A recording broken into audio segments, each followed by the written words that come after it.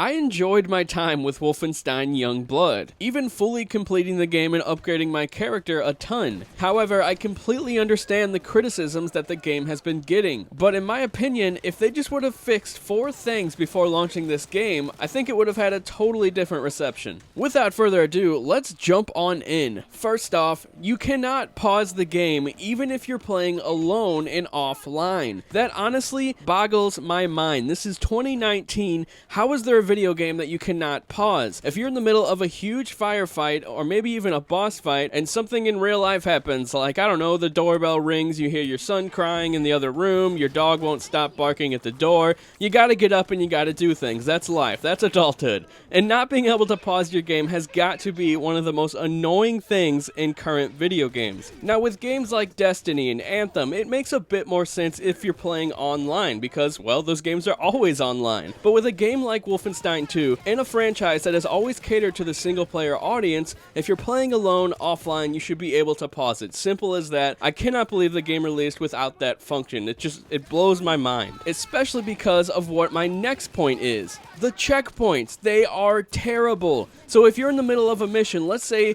40 minutes into a mission, something in real life happens, like the things I mentioned before, your kid starts crying, the doorbell rings, you have to go to the bathroom, you're about to crap your pants, I don't know, anything. Something like that happens in real life, you leave your TV, you can't pause the game, you die in the mission, and you have to start all the way over. Yes, you can lose anywhere from 20, 30, 40, 50, 60, an hour and a half's time, depending on how fast you get through a mission. You can lose it all if you die. This is 2019 once again. Why and how would they release the game in this state? It's insane. They probably did this because they wanted gamers to work with their teammates to never die. They have like a buddy system that they use where you can help the other person whenever they're down, or you can compliment them and give them some health, and that's fine in my eyes. But not having checkpoints in your missions that are actually pretty damn long is just terrible. On to my next complaint, the microtransactions. Now don't get me wrong, I played through the whole game. I don't even know where the microtransactions are. There's been a huge internet kerfuffle about the microtransactions in Youngblood. They're not very intrusive, but a lot of people just don't like the fact that they're there. It almost seems like it's a better idea just to leave microtransactions out of your single player or even co-op focused games in this instance, because it's just going to have a bunch of people on the internet calling you out for it, even if you're not really doing anything wrong. From what I've seen, these microtransactions aren't very predatory or very bad, but honestly, I think they would have been better off just pricing the game at $40 or maybe even $50 and leaving microtransactions out of it completely. However, this is not the type of game where you need them. Why even put them in the game? It's a single player or co-op experience. And anyway, one of the major complaints from a lot of other reviewers is the leveling up system. This is new to the Wolfenstein series. While I didn't initially have a problem with it, there's really no point to it. The only thing your level really tells you is if you're ready or not to do another mission, because the enemies just scale up with your level, so there's no point in doing the levels out of order. In the end, this is pretty much a linear Wolfenstein game just like the rest of the series, with an unnecessary leveling system, because there's no point to take on a new mission if you're not ready for that level yet, because you will get murdered very quickly. And the thing about all 4 of these gripes is that I feel like they could have easily been thrown in the game or thrown out of the game, and it wouldn't have drastically affected the development costs, but I think it would have drastically changed the reception of the game. I liked Wolfenstein Youngblood. I liked the gameplay. I liked getting new guns, upgrading those guns,